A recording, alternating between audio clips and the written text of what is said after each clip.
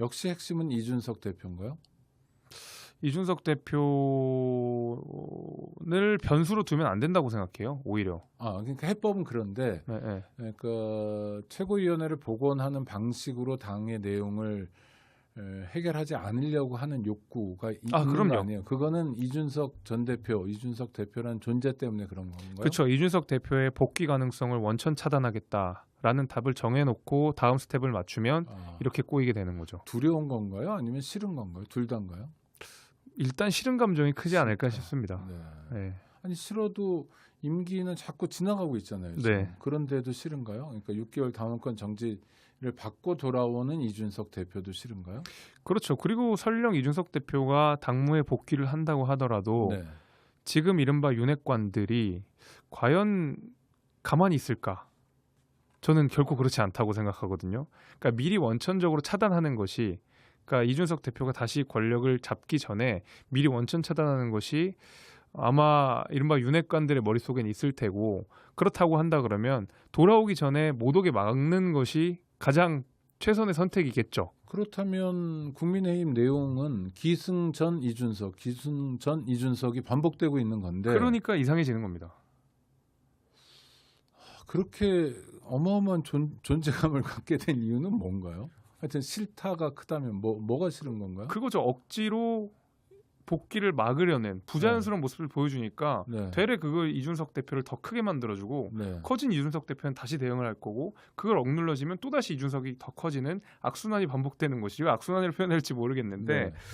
이런 의미에서 이준석 대표를 굳이 이렇게까지 할 필요가 있느냐 싶고, 저는 개인적으로 이런 생각이 들어요.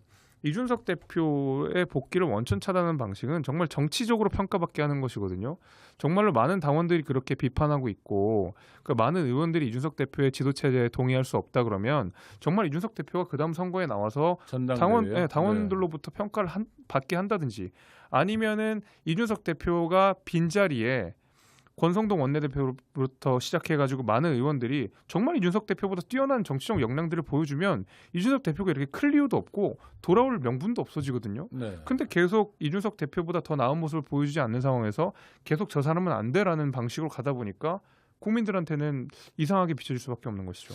가장 결정적으로 이준석 대표가 이를테면 싫다면 뭐 감정의 문제도 있고 뭐 정치적 실리도 있을 텐데 하여튼 이렇게 뭐랄까 강을 넘어왔다 할까? 하여튼 결정적인 장면은 뭡니까?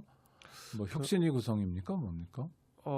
그런 것들은 글쎄요. 이게 뭐 하루 이틀 누적된 것은 네네. 아니라고 생각되고, 뭐 혁신위로부터 촉발된 것도 분명히 있다고 생각합니다. 왜냐하면은 이 혁신위라고 하는 것이 단순히 그냥 뭐 허울 좋은 혁신이라는 것이 아니라 결국 공천이라는 것을 바꾸겠다, 공천 제도에 대한 혁신을 하겠다라는 것이 이준석 대표의 뭐 뜻이었기 때문에, 이 공천이라고 하는 것은 정말 예민한 문제이고 늘 문제가 됐던 것이 말 그대로 뭐 청와대 공천이다, 또 일부 특정 세력의 공천이다, 이런 내용들이 늘 그렇죠. 있었었길. 뭐 옥새 들고 뛰어 뭐 이런 것도 있었죠. 늘 네. 여당에서 반복됐던 것들이잖아요. 네. 이런 것들의 고리를 끊어내겠다라고 하는 건데, 그 얘기를 돌려 이야기하면 공천과 관련된 기득권을 진 누군가가 이에 대해서 내 권리를 박탈당할 수 있다는 위기의식으로 다가갈 수 있는 것이고, 그렇게 됐을 때 그 기득권 입장에서는 절대로 그 권한을 내려놓지 않으려고 하겠죠. 기득권이라면 이준석 대표가 기자회견을 통해서 밝혔던 윤핵관과 저는 윤핵관이라고 생각합니다. 호소인이라고 하면서 공격했던 뭐 안전한 지역구에서만 머물지 말고 뭐 이를테면 서울 도봉구로 나와라 이런 얘기들. 뭐 그런 거죠. 그런 게 핵심적인 관건인가요? 그러니까 이준석 대표의 혁신에서 하고자 하는 것이요. 네네네. 그리고 윤핵관을 건드렸다면 그런 게 건드린 겁니까?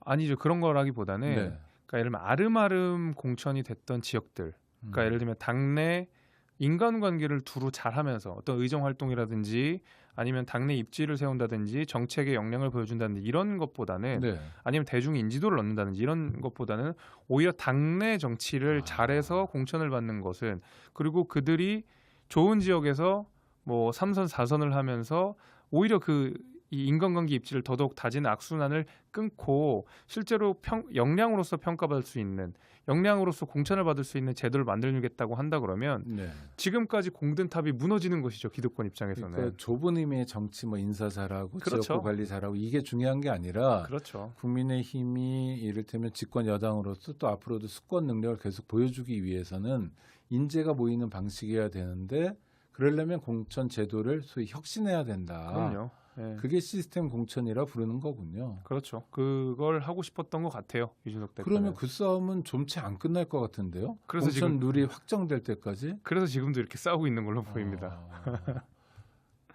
분당 또는 뭐 이런 가능성도 있습니까? 이준석 대표가 새로 당을 만든다든지. 그거는 없을 거라고 봅니다. 네. 이준석 대표가 정말 분당의 뜻이 있다 그러면 오늘이었나요? 어제였나요? 또 국민의힘 당원 가입을 독려하는 그 게시물을 게재를 했거든요. 그리고 지금 경상북도 지역에서 네. 뭐 성묘도 가고 또 뭐 군수도 만나고 그렇죠. 어디 시장도 다니고 이게 다 사실은 정치적 행보를 하는 거죠. 메시지 있는 정치적 행보. 그럼요. 네. 당원 모집을 한다는 것은 네. 여기에 말 그대로 더 젊은 당원들 내지는 이준석 대표를 좋아하는 유권자들을 더 모으겠다는 소리고 TK에서 지금 정치적 행보를 이어가는 것은 국민의힘 내부에서 승부를 보겠다라는 거죠. 네. 네. 야, 만만하지 않은데 하여튼 정당 사상 참 재미있는 광경인데 재미있기도 하지만 좀 서글프기도 해요. 왜냐하면 다른 야당이나 또는 뭐 군소 정당이 아니라 집권 여당에서 벌어지는 그러니까요. 모습이어서 그런데요.